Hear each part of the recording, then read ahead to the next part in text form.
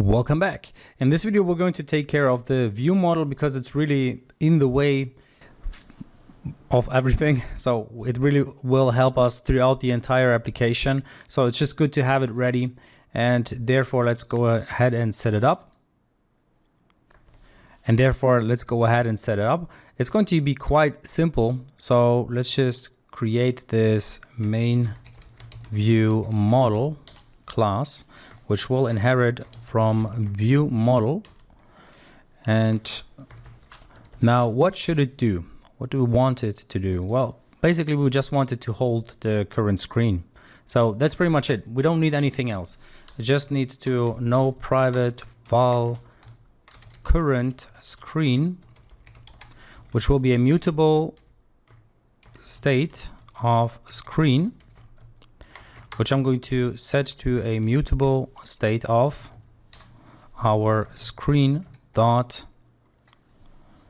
and let me see, well, drawer screen dot add account will be the default for now. We're going to need to change that later on. So let's import mutable state.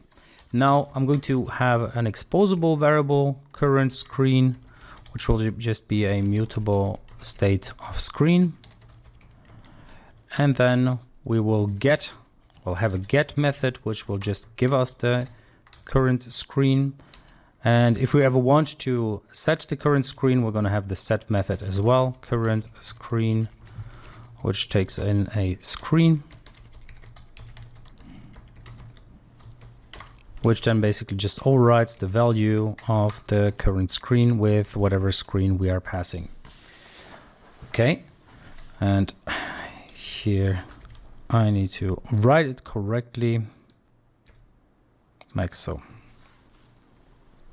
Okay, that's going to be our view model. It really just holds the state of the screen that we're at. So are we on the main screen? Are we on the add account screen, and so forth? Because now we can go back to our main view, and as I said, we want to set the current screen title accordingly. And therefore, we're going to require our view model. So let's go ahead and create our val view model, which will be of type main view model, which will be a view model like so. Now we need to import view model for that.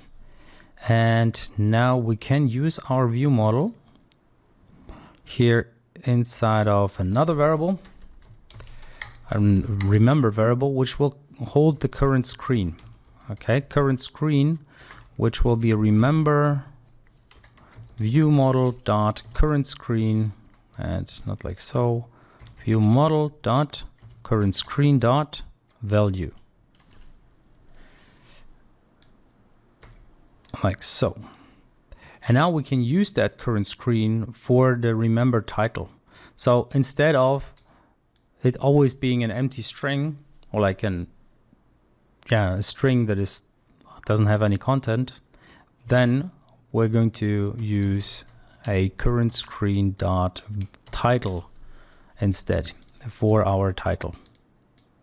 So now our title will be dynamic because our view model is taking care of the current screen, which is of type screen, mutable state screen, and the mutable state screen holds the title as well as the root. So now we don't have to manually do that anymore. It's going to be done by our view model. And now, in order to be able to click on any of those, we need to set up our navigation, because basically what we're doing is we're navigating to a different screen once we click on any of those. So let's set up our navigation. Therefore, I'm going to, well, see, do we have a navigation composable? Well, we could create a separate file for this. I'm just going to put it in here. However, into my main view, I'm going to have a fun navigation, which will need a nav controller, as well as the view model, as well as the padding. So I'm going to call this one padding values. Okay, so let's set those up. So here we're gonna have a nav host, which requires a nav controller. So let's pass in our nav controller, and I'm not going to use the one with a graph. Wait a second. So nav host, I want to use the one with the start destination. Okay, so start destination as well as the builder. So the nav controller will be our nav controller as a nav controller. So I'm basically casting it into a nav controller. The start destination should be, well, actually, if we look at our screens, we only have our drawer screens. We don't have any other screens yet, right? Yeah, let's keep that for now. So the start destination will be, let me put that into a separate line. So screen dot drawer screen dot add account dot root, and then the builder, I can set it in here, but I can also set it somewhere else. However, I'm going to use the PD, so the padding values, and at the modifier. So modifier dot padding PD. So why do I do that? Well, the thing is, I just want to get rid of this PD that we need here inside of our padding values. So that's inside of the scaffold, right? It gives us these padding values, and if we don't use them, then it's going to complain.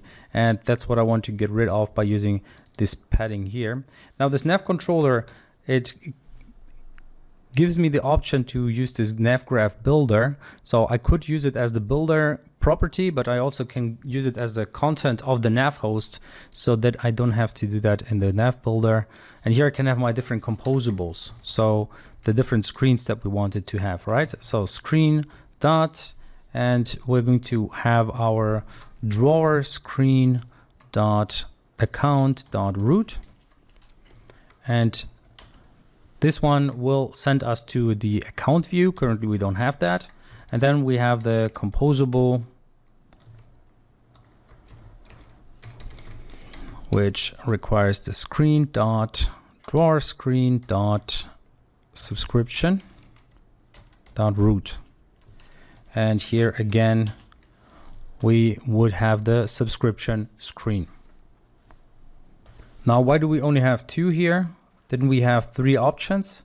Well, the thing is, when we click on add account, we don't want an open screen to open, but we want to open a pop-up. Okay. So now we can use our navigation composable inside of the content of our scaffold. So this is inside of this scaffold right here. So we have the drawer content, and then we have the actual content of the scaffold.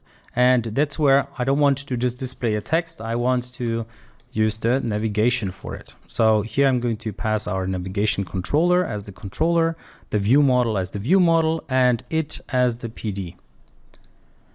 Okay, so it is going to be this padding values stuff that we get here. So if we now test our application, we will see that add account is set by default, even though it's not really a page. We can go to the subscription page, you see here, but when we try to go to the account page, it still crashes. So that's because we're not fully done with everything yet. We haven't set up the different pages yet that we're going to need. But what I'm going to do in the next video is going to add this add account dialog. Okay, so once we click on that, I want a dialog to pop up. That's what we're going to do in the next video. So see you there.